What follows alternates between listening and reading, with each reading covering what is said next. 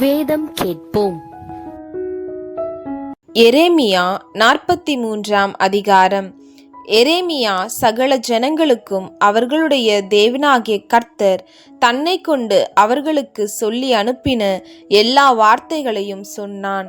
அவர்களுடைய தேவனாகிய கர்த்தருடைய எல்லா வார்த்தைகளையும் அவன் அவர்களுக்கு சொல்லி முடித்த பின்பு ஓசாயாவின் குமாரனாகிய அசரியாவும் கரேயாவின் குமாரனாகிய யோகனானும் அகங்காரிகளான எல்லா மனுஷரும் எரேமியாவை நோக்கி, நீ பொய் சொல்லுகிறாய், எகிப்திலே தங்கும்படிக்கு அங்கே போகாதிருங்கள் என்று சொல்ல எங்கள் தேவனாகிய கர்த்தர் உன்னை எங்களிடத்துக்கு அனுப்பவில்லை. கல்தேயர் எங்களை கொன்று போடவும் எங்களை பாபிலோனுக்கு சிறைகளாக கொண்டு போகவும் எங்களை அவர்கள் கையில் ஒப்புக்கொடுக்கும்படி நேரியாவின் குமாரனாகிய பாருக் தானே உன்னை எங்களுக்கு விரோதமாக ஏவினான் என்றார்கள்.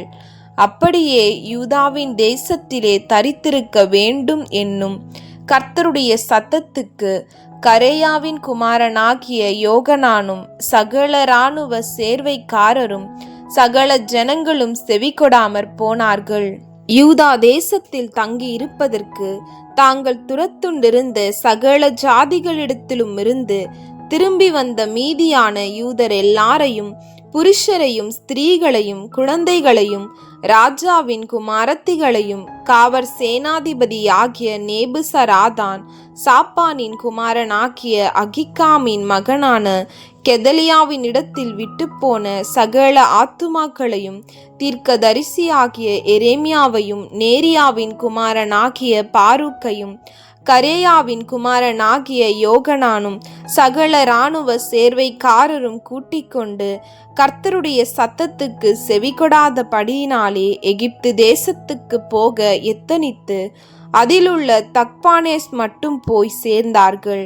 தக்பானேசிலே கர்த்தருடைய வார்த்தை எரேமியாவுக்கு உண்டாகி, அவர், நீ உன் கையிலே பெரிய கற்களை எடுத்துக்கொண்டு யூதா ஜனங்களுக்கு முன்பாக அவைகளை தக்பானேசில் இருக்கிற பார்வோனுடைய அரமனையின் ஒளிமுக வாசலில் இருக்கிற சூளையின் களிமண்ணிலே புதைத்து வைத்து அவர்களை நோக்கி, இதோ என் ஊழியக்காரனாகிய நேபுகாத் நேச்சார் என்கிற பாபிலோன் ராஜாவை நான் அழைத்தனுப்பி நான் புதைப்பித்த இந்த கற்களின் மேல் அவனுடைய சிங்காசனத்தை வைப்பேன். அவன் தன் ராஜ கூடாரத்தை அவைகளின் மேல் விரிப்பான். அவன் வந்து எகிப்து தேசத்தை அழிப்பான். சாவுக்கு ஏதுவானவன் சாவுக்கும் சிறையிருப்புக்கு ஏதுவானவன் சிறையிருப்புக்கும் பட்டயத்துக்கு ஏதுவானவன் பட்டயத்துக்கும் உள்ளாவான். எகிப்தின் தேவர்களுடைய கோவில்களில் அக்கினியை கொளுத்துவேன். அவன் அவைகளை சுட்டெரித்து அவைகளை சிறைப்பிடித்து போய் ஒரு மேய்ப்பன் தன் கம்பளியை போர்த்து கொள்ளுமா போல் எகிப்து தேசத்தை போர்த்து கொண்டு அவ்விடத்திலிருந்து சுகமாய் புறப்பட்டு போவான்.